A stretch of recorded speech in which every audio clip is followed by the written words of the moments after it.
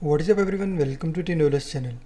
In this short video, we are going to fix CURLcode 35 error while installing or running FiveM. So before starting this video, if you are new to this channel, just don't forget to subscribe and let's start the video without wasting any time. So to fix this issue, first of all you just need to go to start menu and then follow step as I am showing you in this video. Also this will fix your issue.